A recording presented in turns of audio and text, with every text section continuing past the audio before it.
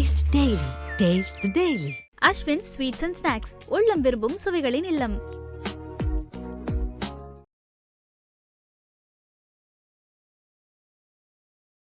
திருமுருகன் காந்தி உளமாற இந்த திராவிட கட்சிகள் செய்யும் இந்த பித்தலாட்டங்களை, நம்ம தமிழர் உரிமை மறுப்பை பேசுவதே இல்லை.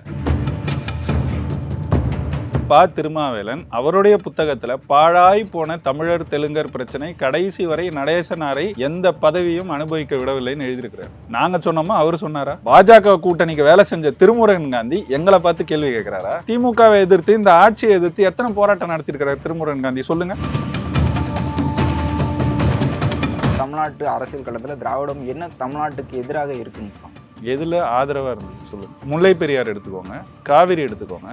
இது எல்லாத்தையும் நம்ம பெற்றோமா இழந்தோமா? திராவிட ஆட்சி காலத்தில்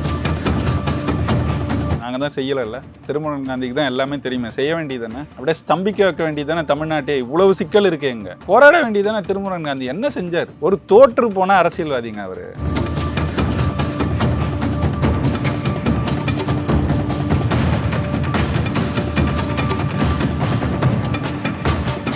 ஐபிசி தமிழ் நேயர்களுக்கு வணக்கம். இன்று நம்முடன் இணைந்திருக்கும் சிறப்பு விருந்தினர் நாம் தமிழர் கட்சியை சேர்ந்த திரு கார்த்திகை செல்வன் அவர்கள். வணக்கம் சார். வணக்கங்க. சீமான் அவர்கள் தொடர்ந்து விஜய் அவர்களுக்கு ஆதரவாக பேசி வந்த நிலையில் மாநாட்டுக்கு பிறகு கடுமையான விமர்சனம் வச்சுருந்தாங்க. சமீபத்தில் கொடுத்த ப்ரெஸ் மீட்டில் தம்பி தான், அவனோட கொள்கை மட்டும்தான் தவறாக இருக்குது, அதை திருத்திக்கணும்னு சொல்கிறேன் அப்படிங்கிற மாதிரி சொல்லியிருந்தாரு. நாம் தமிழர் கட்சிக்கும் தமிழக வெற்றி கழகத்திற்கும் என்ன கொள்கை முரண்கள் இருக்குன்னு குறிப்பிட்டு சொல்லுங்க. முதல் கொள்கை முரண், அவர் அந்த மாநாட்டில் பேசி முடிச்ச உடனேவே அண்ணன் சீமான் அவர்கள் அவர் விஜயோடைய மாநாடு நடக்கும்போது மதுரையில் வெள்ளம் வந்த பகுதிகளில் நிவாரணப் பொருட்கள் கொடுத்துட்டு இருந்தார். முடிச்சுட்டு வரும்போதே கேட்குறாங்க செய்தியாளர்கள், நான் இன்னும் முழுசாக பார்க்கல அப்படின்னு சொல்லும்போது, சில பகுதிகள் பார்த்தேன் அப்படின்னு சொல்லும் போதே அண்ணன்ட்ட கேள்வி கேட்குறாங்க. திராவிடமும் தமிழ் தேசியமும் ரெண்டு கண்ணுன்னு சொல்லியிருக்காருன்னு. அது எங்களுக்கு ஏற்பில்லை, அது நாங்கள் எதிர்க்கிறோம், எங்கள் கொள்கைக்கு அது எதிரானதுன்னு அப்போவே சொல்லிட்டார். முழு காணொலி பார்க்காத போதே இதை நான் இது இந்த பகுதியை நான் கேள்விப்பட்டேன், அது எங்களுக்கு ஏற்பில்லைன்னு அப்போவே சொல்லிட்டாங்க. அதனால் கொள்கை முரண்னா அதுதான் முதல் முரண். நமக்கு திராவிடமும் தமிழ் தேசியமும் ஒன்றுன்னு இவங்க திராவிட இயக்கத்தில் நிறைய பேர் சொல்லுவாங்க. அது அப்படி கிடையாது. ஏன் கிடையாதுங்கிறது தான் நாம் தமிழர் கட்சி 15 ஆண்டுகளாக இங்கே பரப்புரை செஞ்சுருக்கு. அந்த மொத்த பரப்புரையும் உடைக்கிறது போல் திரும்பவும் ஒருத்தர் திராவிடமும் தமிழ் தேசியமும் ஒன்றுன்னு சொல்லும்போது அது எப்படி எங்களால் ஏற்க முடியும்? அது ஏன் எதிருங்கிறது நாங்கள் ஒன்றும் போகிற போக்கில் எதிர்ன்னு சொல்லலை. எல்லாருமே அதே திராவிட தரப்புலேருந்து வந்தவங்க தான். நான் உட்பட, அண்ணன் சீமான் உட்பட எல்லாருமே அங்கேருந்து தான் வந்தோம். அதே அண்ணன் சீமான் ஒவ்வொரு முறையும் தான் பதிவு செய்கிறாரு. அங்கேருந்து தான் வந்தோம். நாங்கள் வந்த பாதை அது. இது நான் வழி நடத்தும் பாதை. அப்போ ரெண்டுக்கும் வேறுபாடு இருக்குது. நான் அதை முற்றிலும் அழிக்கணும், பெரியாரை எதிர்க்கணும்லாம் நான் நினைக்கல. ஆனால் எங்களுக்கு சில கொள்கைகள் இருக்குது. ஒரு தேசிய இன அரசியலை முன்னெடுக்கும் போது தேசிய இன அரசியலாக தான் அதை முன்னெடுக்க முடியும். நல்லா இருக்குன்றதுக்காக எல்லா இடத்துலையும் இருக்கிறதெல்லாம் எடுத்து போட்டுக்க முடியாது. தேசிய இன அரசியல் பேசும்போதே உரிமை பேசுகிறோம், பெண் உரிமை பேசுகிறோம். அந்த தேசிய இனத்தை சேர்ந்தவங்க தானே பெண்களும். பெண் உரிமை தான் திராவிடம் அப்படின்னா அது பெண் உரிமை. தேசிய அரசியல் பேசும்போது திராவிடம் இப்போ தமிழ்நாட்டு அரசியல் களத்தில் திராவிடம் என்ன தமிழ்நாட்டுக்கு எதிராக இருக்குன்னு சொல்லுவாங்க. எதுல ஆதரவா இருந்துச்சு சொல்லுங்க. மொழி போராட்டத்தின் பின்புலத்துல தான் திமுக ஆட்சி அதிகாரத்துக்கே வருது. அந்த மொழி இன்னைக்கு எப்படி இருக்கு? மனச்சான்ற தொட்டு நீங்களே சொல்லுங்க. எல்லா இடத்துலயும் நம்ம மொழி இருக்கா? எந்த இடத்துல இருக்கு? ஆட்சி அதிகாரம், ஆட்சி மொழியா தமிழை கொண்டு வரணும் அப்படிங்கிறது இருமொழி கொள்கைன்னு இவங்க கொண்டு வந்தாங்க. அவங்க இயற்றப்படும் சட்டங்கள் எல்லாமே கூட தமிழ்ல வருதா? நாம ஒரு ஆய்வு செய்து பார்க்கும்போது 40 விழுக்காடு தான் தமிழ்ல வெளியிடப்படுது. இவங்களோட சட்ட ஆணைகள் எல்லாமே 40 விழுக்காடு தான் வெளியிடப்படுது. ஏன் அந்த நிலை? தமிழ் தானே, தமிழை பேசி தானே வந்தீங்க ஆட்சிக்கு. அப்ப தமிழுக்கு செஞ்சிருக்கணும்ல. இது தமிழ்நாடு தானே. அப்ப ஏன் இது நடக்குது? மொழி இனம்னு வச்சுக்கோங்க. நம்ம இனத்துக்கான உரிமை எல்லாம் கிடைக்குதா? எங்க நீர் உரிமையில இழந்தோமா பெற்றோமா? திராவிட ஆட்சி காலத்துல முல்லை பெரியார் எடுத்துக்கோங்க, காவிரி எடுத்துக்கோங்க. இது எல்லாத்தையும் நம்ம பெற்றோமா இழந்தோமா? திராவிட ஆட்சி காலத்துல எடுத்துக்கோங்க. இனம் அழியும் போது வேடிக்கை பார்த்தாங்களே, அதுக்கு என்னெல்லாம் பேசினார் நினைவுல இருக்குல்ல? ஒரு தெருவில் சாவு பறை கேட்கும் போது இன்னொரு தெருவில் மங்கள இசை கேட்குதுன்னாரு. இதுதான் இனத்துக்கு செய்யற அரசியலா? இல்ல, இப்ப திருமுருகன் காந்தி என்ன சொல்றாருன்னா, திராவிடம்னா தெலுங்கு அப்படின்ட்டு கொண்டு போய் நிப்பாட்டிட்டாங்க. நீங்க எதிர்க்க வேண்டியது இந்திய ஒன்றிய அரசை நாங்க செய்யல அப்படின்னு சொல்றாரு. நாங்க செய்யல, நாங்க சொல்லல. அவங்க தரப்புல இருக்கிற பா. திருமாவேலன் தெரியும்ல உங்களுக்கு, கலைஞர் தொலைக்காட்சியின் தலைமை பொறுப்புல இருக்கிறாரு. இன்றைக்கும் ஐயா ஸ்டாலின் அவர்களுக்கும் முதல்வர், துணை முதல்வர் 2 பேருக்குமான பேச்சுக்களை எழுதி தரதா கேள்விப்படுறோம். அந்த பா. திருமாவேலன் அவருடைய புத்தகத்துல பாழாய் போன தமிழர் தெலுங்கர் பிரச்சனை கடைசி வரை நடேசனாரை எந்த பதவியும் அனுபவிக்க விடவில்லைன்னு எழுதியிருக்கிறார். நாங்க சொன்னோமா, அவர் சொன்னாரா? இவங்களே ஏத்துக்குவாங்க. நாம் தமிழர்னா இந்த நாம் தமிழர்ல ஆதித்தனார் நாம் தமிழர் தான் சரியான நாம் தமிழர்லாம் சொல்லுவாங்க. அந்த ஆதித்தனார் சொல்லியிருக்கிறார். திராவிடர்கள்னா தெலுங்கர்கள் நாங்க சொல்லல, திரி வடுகர்கள், அந்த 3 வடுகர் இனத்தை சேர்ந்தவங்க சேர்ந்தது தான் திராவிட இனம் அப்படின்னு ஆதித்தனார் சொல்லியிருக்கிறார். தமிழப் பேரரசுன்னு ஒரு நூல் இருக்கு. அதுல கடைசி பகுதியில் கேள்வி பதில்ல வரும் இது. திராவிடம்னா என்னன்னு அவர்கிட்ட கேட்கறதுக்கு இது பதிலாக திராவிடம் குறிப்பிடும்போது இது பெண் உரிமை சமூக நீதிக்காக இந்த திராவிட இயக்கங்கள் தான் இருக்கு அப்படின்னு சொல்றாங்க. அது தமிழ் தேசியம் பேசும்போது பெண் உரிமை சமூக நீதிலாம் வராதா? தேசிய இனம்னு சொல்லும் போது எல்லா அந்த தேசிய இன மக்கள் எல்லாருக்கும் சேர்த்து தானே உரிமை பேசுறோம். அது சமூக நீதியா வரும் தானே. சாதிவாரி கணக்கெடுப்பு செய்யணும்னு சொல்லி இங்க தமிழர்னு பேசுற கட்சிகள் அதிகம் போராடிச்சா இல்ல திராவிடம் பேசுற கட்சிகள் போராடிச்சா? நீங்களே சொல்லுங்க. இந்த சாதிவாரி கணக்கெடுப்பு இல்ல சமூக நீதி போராட்டம் அப்படின்னா இங்க யார் முதன்மையா பார்க்கப்படுறாங்க? இன்றைக்கும் எவ்வளவோ எதிர்கருத்துகள் இருந்தாலும், அவருடைய அரசியல்ல மாற்று கருத்து இருந்தாலும், ஐயா ராமதாஸ் அவர்களை தான் முதன்மை தலைவரா அதுக்கு சொல்றாங்க. அண்ணன் திருமாவளவன் பேசுறாரு, நாம் தமிழர் கட்சி பேசுது, அண்ணன் வேல்முருகன் பேசுறாரு. எல்லாம் இந்த தமிழர்னு பேசுறவங்க தானே பேசுறாங்க. திராவிட கட்சிகள் செய்த முன்னெடுப்பு என்ன? திமுக அதிமுக ரெண்டுமே இல்லை, திமுக செய்யும் போதுதான் இப்போ அருந்ததியருக்கான இடஒதுக்கீடு கொடுக்கும்போது அதையும் தான் எதிர்க்கிறாங்க அப்படிங்கிறது. அது அருந்ததியருக்கு மட்டும் கொடுக்கறதான் பிரச்சனைங்கிறோம்.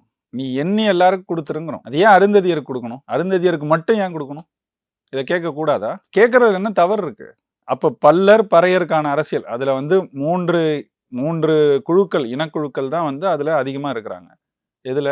நம்ம எஸ்சி பட்டியல். ஆமா, எஸ்சி அந்த பட்டியல் இனத்துல அந்த 3 பேர்ல ஒருவருக்கு மட்டும் நீங்க கொடுத்து மற்ற 2 வந்து அப்படியே புறக்கணிக்கிறதுக்கு காரணம் வந்து மிகவும் பிற்பட்டு இருக்கிறதுனாலதான் அவரு கலைஞர் கொடுங்க. நம்ம வேணான்னு சொல்லல, அவங்க எவ்வளவோ அவங்க எண்ணிக்கைக்கு ஏற்ப கொடுங்க. அண்ணன் சீமான் அவர்கள் அதை எதிர்க்கிறாருன்னு சொல்றதே பொய். அவர் சொல்றது என்னன்னா, எப்படி இடபிள்யூஎஸ்ன்னு கொண்டு வந்து பொது பட்டியல்ல பொது விழுக்காட்டுல இருந்து எடுத்து 10 விழுக்காடு கொடுக்க முடிஞ்சதுல அந்த மாதிரி ஒரு முன்னெடுப்பை செய்து அருந்ததியருக்கு பொது விழுக்காட்டுல இருந்து எடுத்து 5 விழுக்காடு கொடுன்னு சொல்றாரு. நீ ஏன் இந்த எஸ்சி பட்டியல்ல இருக்கிற 18ல 3 விழுக்காடா அவங்களுக்கு கொடுக்குற? அதுவும் எப்படி? அந்த 3 விழுக்காடு முழுமையா அருந்ததியர், அதை தாண்டியும் அவர்கள் வரலாம். அதுதான் அங்க வந்து நெறி, ரூல், விதி. இது எப்படி ஏற்கிறது? அவங்களோட மொத்த எண்ணிக்கையே பார்த்தா 2.25 விழுக்காடு இருப்பாங்கன்ற மாதிரி சொல்றாங்க. சரியா கணக்கெடுத்து இவ்வளவுதானே, இவ்வளவு கொடுத்துரு, அதுவும் பொதுவுல இருந்து எடுத்து கொடுத்துருங்கிறாரு. அவன் நீங்க சொல்றது என்ன? ஏற்கனவே தாழ்த்தப்பட்டவர்களில் அழுத்தப்பட்டவர்களா இருக்கிறாங்க. நல்லது தானே, 5 விழுக்காடு கொடுங்கிறாரு. சாதிவாரி கணக்கெடுப்பு வந்து ஒன்றிய அரசு தான் எடுக்கணும் அப்படிங்கிறது யார் திமுகவோட தொடர். அது பொய்ப்பாடா இருக்கு, பொய் பரப்புரை. இதனால்தான் திராவிடத்தை எதிர்க்கும். சமூக நீதி தான் திராவிடம் சொல்றீங்க. அந்த சமூக நீதியிலே எப்படி ஒரு பொய்ய சொல்றீங்கல்ல? பீகார்ல எடுக்கலையா? பீகார்ல எடுத்ததுக்கு எதிராக வழக்கு நடக்குது, வழக்கு வந்திருக்குல்ல, தீர்ப்பு. கணக்கெடுப்பு எடுத்தாலும் இடஒதுக்கீடுல செயல்படுத்த முடியாது, தீர்ப்பு வந்திருக்கு பாத்தீங்களா? மாநில அரசு செயல்படுத்தும் திட்டங்களுக்கு மத்திய அரசு செய்யலைன்னா அவர்கள் செய்து அதை பயன்படுத்தி கொள்ளலாம் தான் சொல்றாங்க. இருக்கு, அதுக்கு சட்ட விதியே சொல்றாங்க. 15, 16 மேற்கோள் காட்டி சொல்லியிருக்காங்க. முடியாதுங்கிறது போய். சரி, முடியாதுன்னே வச்சுக்கோமே. இவங்களோட கூட்டணி ஆட்சி நடக்கிற இடங்கள்ல ராஜஸ்தான், இப்ப தெலுங்கானால யார் ஆட்சி நடக்குது? காங்கிரஸ் ஆட்சி நடக்குது. அங்கெல்லாம் இப்ப எடுப்புன்னு சொல்லியிருக்காங்களே, அது எப்படி? கர்நாடகால கூட எடுக்க போறதா பேசினாங்க. அங்கெல்லாம் மட்டும் எப்படி சொல்றாங்க? உங்க கூட்டணி கட்சி தானே சொல்லுது. அவங்க ஒன்றும் ஒன்றிய அரசு அதுவும் இத்தனைக்கு காங்கிரஸ் அது பாஜகவை எதிர்த்து அரசியல் செய்யணும்னா இந்திய அளவுல எடுக்கிறதுக்கு அவங்க அழுத்தம் கொடுத்து போராடலாம், அதை பேசலாம்.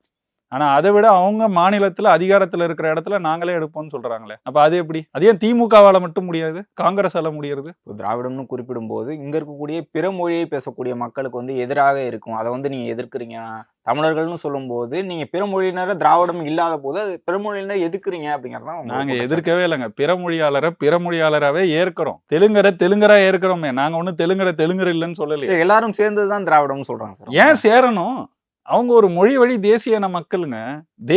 மொழி வழி தேசியம்னா என்னங்க? உலகம் முழுக்க இருக்குதானே, வரையறையில எல்லாருக்கும் தெரியும் தானே. அவங்களுக்குன்னு தனித்த ஒரு நிலப்பரப்பு இருக்குல்ல. அவங்க திருமாவளவன் அவர்கள் வந்து ஒரு மரபினம், திராவிடம்னா மரபினம், அதுதான் போய் அதைதான் ஏற்க முடியல எங்களால. மூல மொழி எல்லாம் கால்வெல் தொடங்கி வச்சு போன சிக்கலுங்க.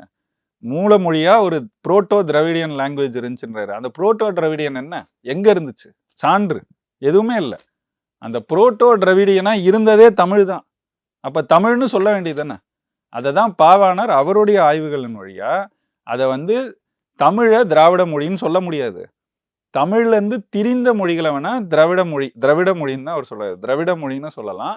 அல்லது தமிழிய மொழின்னு சொல்லலாம். எப்படி அவர் வந்து Dravidian languages are south Indian லாங்குவேஜஸ்ன்னு சொன்னார் கால்டுவெல். இவர் சொல்றாரு அது பிழை. இந்தியன்ற இதுவும் வந்து அண்மை கால பயன்பாடு தான். அதே மாதிரி திராவிடியன்றதும் அண்மை கால பயன்பாடு தான். உண்மையிலே எது சரியா இருக்கும் அப்படிங்கிறதுக்கு தான் அவர் சொல்றாரு. நீங்க சொல்றதுன்னா சொல்ல, ஆனா அதுக்கு சரி எது? தமிழிய மொழி. தமிழ்ல இருந்து தெரிந்ததுனால அது தமிழிய மொழின்னு சொல்லலாம். அப்படி நீ திராவிட மொழின்னு சொன்னாலும் தமிழை சொல்லக்கூடாது. ஏன்னா தமிழ் தெரியல, அப்படியே இருக்கு.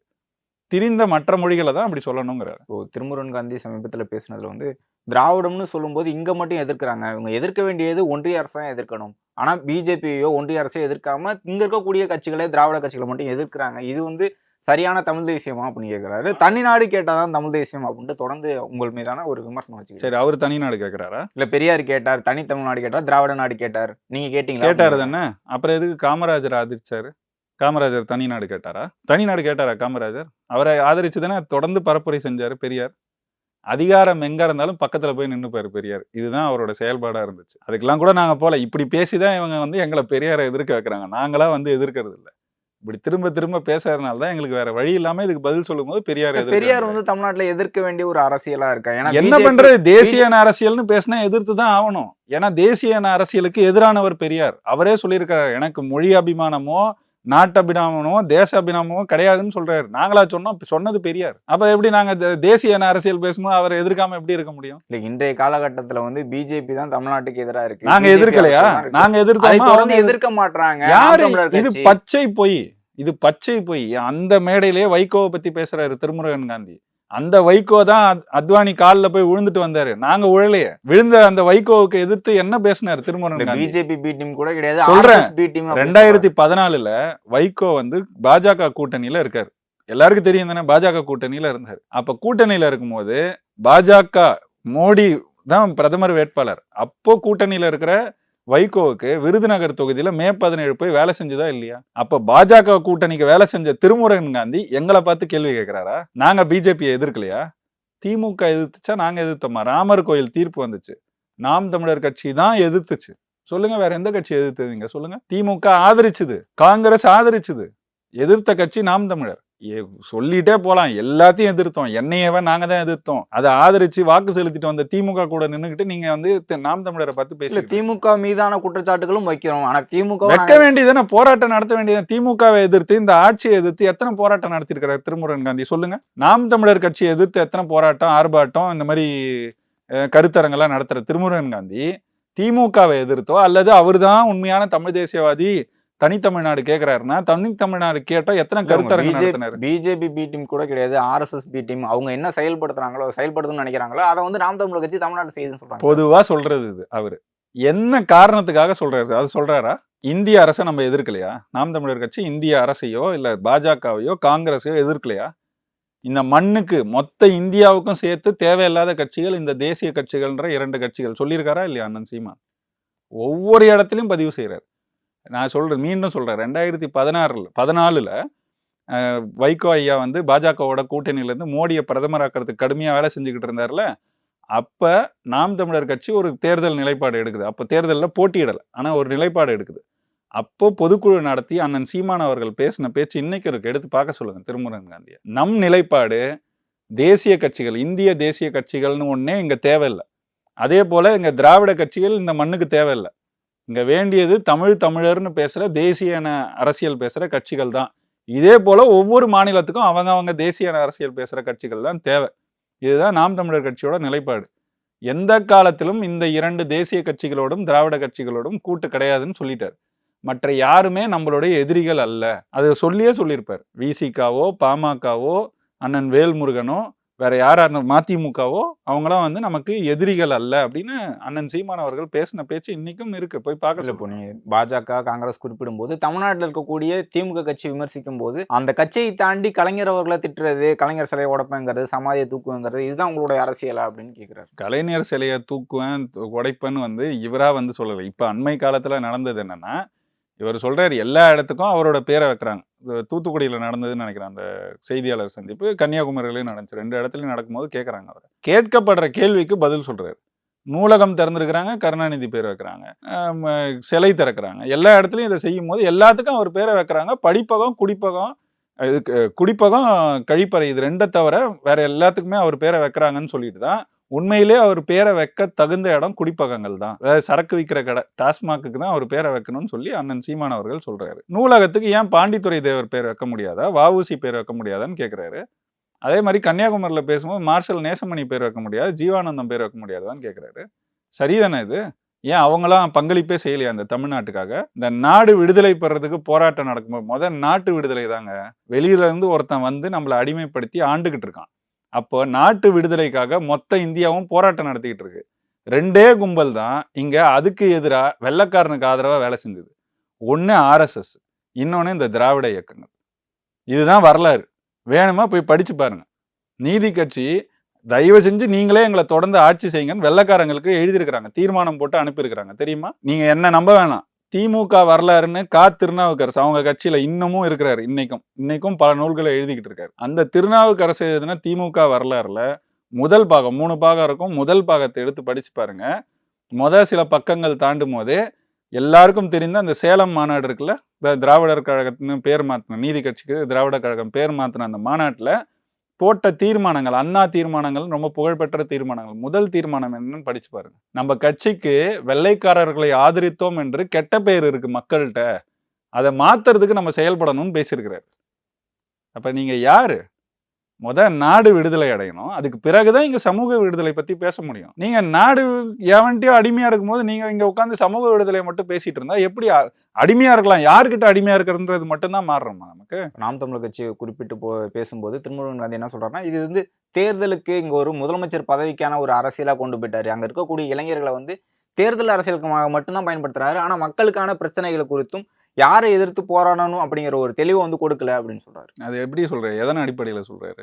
முழுக்க தேர்தல் 2026 இருக்கட்டும் 2021 இருக்கட்டும், தேர்தலில் வெற்றி பெற்றா எல்லாத்தையும் மாற்றிடலாம்னு சொல்றாரு. ஆனா மக்கள் வந்து இளைஞர்களை வந்து போராட வைக்கணும், மக்களுக்கு யாருக்காக போராட வைக்கணுங்கிறத சீமான் அவர்கள் சரியா செய்யல அப்படின்னு சொல்றாரு. சரி, நாங்க செய்யலன்றது போய் நான் அடுத்து பதில் சொல்றேன். அதுக்கு நாங்க தான் செய்யல. திருமுருகன் காந்திக்கு தான் எல்லாமே தெரியுமே, செய்ய வேண்டியதுதானே? அப்படியே ஸ்தம்பிக்க வைக்க வேண்டியதானே தமிழ்நாட்டே? இவ்வளவு சிக்கல் இருக்கேங்க, என்றைக்கும் இல்லாத அளவுக்கு பெருஞ்சிக்கல்களா இன்னைக்கு எல்லா துறையும் சிக்கல்ல இருக்கு. போராட வேண்டியதானே திருமுருகன் காந்தி. என்ன செஞ்சாரு? ஒரு தோற்று போன அரசியல்வாதிங்க அவருக்கு வந்து அவர் ஒரு இயக்கம்னு வச்சிருக்கிறாரு, மக்கள் செல்வாக்க பெறவே முடியல. அதனால சீமான்னு திட்டினாதான் ஏதாவது 4 ஊடகம் காட்டுறா, அதனால திட்டிட்டு இருக்காரு. சிந்திச்சு பாருங்க, கடந்த 3 ஆண்டுகள், இந்த 3.5 ஆண்டுகள் திமுக ஆட்சியில திருமுருகன் காந்தி எப்பவெல்லாம் இங்க வந்து எல்லாருக்கும் தெரியற அளவுக்கு வந்திருக்கிறாரு. சீமான் எதிர்ப்பு பேசும்போது மட்டும்தான். சரிதானே? நேற்று பேசியிருக்கிறாரு இந்த கருத்தரங்கில். அவருடைய பேச்சுல இருந்து ஒரு பகுதியை மட்டும் எடுத்து சன் நியூஸ்ல போடுறான். ஏன் போடுறாங்க? சீமான் எதிர்க்கிறார், அவங்களுக்கு அது தேவைப்படுது, போடுறாங்க. அதே பேச்சுல ஒரு இடத்துல திமுக திராவிடமே இல்லைன்னு பேசுறாரு, அந்த பகுதியை போடுவானா சன் நியூஸ்?